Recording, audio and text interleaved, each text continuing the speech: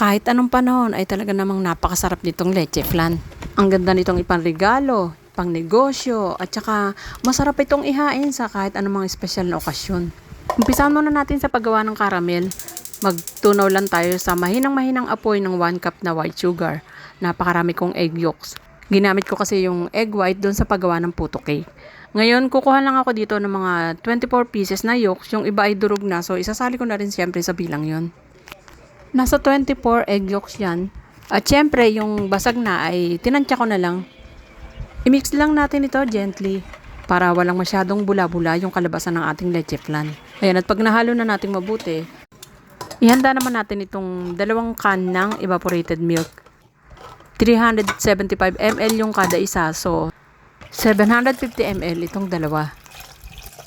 Ibuhos na natin dito kasama ng egg yolk.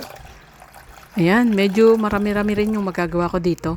At pagkatapos nyan, mag-add din tayo ng 2.5 to 3 teaspoon ng vanilla. And then, mag-a-add na rin tayo ng 700 ml ng condensed milk. Tamang-tama lang yung tamis niyan. Ayaw ko kasi ng sobrang tamis na leche flan na halos hindi ko na makain dahil sa sobrang tamis. Mag-grate din tayo ng lemon zest, nakakadagdag yan ng sarap. Huwag natin isasama yung puti niyan dahil medyo mapait yun. Mag-add na rin tayo ng 2 teaspoon lemon juice para matanggal yung lansa at saka half teaspoon ng salt. At saka uli natin haluin hanggang sa matunaw yung condensed milk. Continuous lang yung gagawin natin paghalo hanggang sa maging ganito na yung itsura. Ayan, okay na rin yung ating caramel. Habang mainit pa yan, ay isalin na natin dito sa baking pan. Dahil pagka lumamig yan ay titigas na at hindi na natin maisasalin dito sa baking pan. So may hirapan na tayo kaya kailangan tutunawin uli natin sa mahinang apoy. At bago natin isalin ay hahaluin ko uli ito. And then sasalain para hindi mapasama yung buo-buo at saka meron kasing lemon zest dyan. Hindi natin yan isasama sa pagluluto. Bali, kinuha ko lang yung lasa ng lemon zest. Kahit naman kasi hindi mo pakuluan yun, ay lalasa na yon dito sa mixture.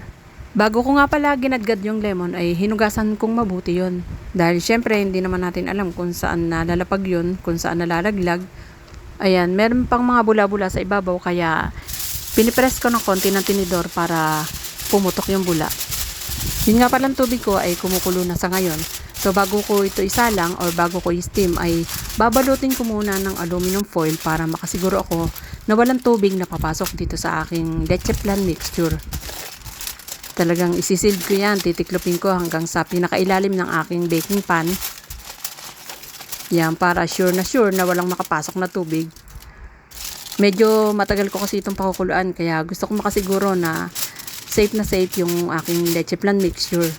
Naglagay ako ng wire rack dito sa kasirola para dito ko ipapatang aking pan. Tatakpan ko lang to at steam ko to ng mga 80 minutes sa mahinang apoy. Pagkaraan ng 80 minutes, papatayin ko yung apoy pero hayaan ko sa steamer yung aking leche flan ng mga 1 oras pa. At pagkaraan ng 1 oras ay hanguin ko na ito pero mainit pa rin yan. Hahanguin ko lang yan mula sa steamer at ipapatong ko lang dito sa plato hanggang sa lumamig na ng tuluyan. Medyo matagal itong palamigin dahil sobrang kapal nga. Pero ang ganda naman. Buksan muna natin at tingnan natin yung ibabaw para malaman natin kung luto na talaga. Kasi ngayon lang ako nagluto ng ganito kakapal na leche flan. Ayan, okay naman. Buong buo at lutong-luto na. Palalamigin ko lang ng konti bago ko isalin sa plato. Yan, at pag malamig na, kaya ko nang hawakan. Pwede ko na isalin dito dahil meron na ako nakahandang lalagyan dyan. Yan. At para makasiguro ako na matatanggal dito sa akin lalagyan, papasadahan ko lang ng kutsilyo yung mga gilid niyan para buong buo kong makuha yan. Ang kapal pa naman yan, oh. At pagkatapos ay takpan natin ng plato and then tsaka natin baligtarin.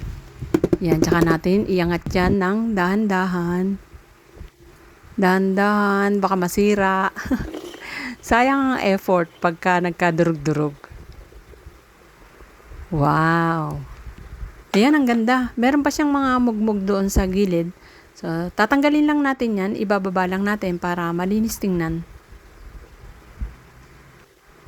Yan. Kasi nga nung pinasadahan ko ng knife yung gilid niya ay syempre nasira yung mga gilid niyan.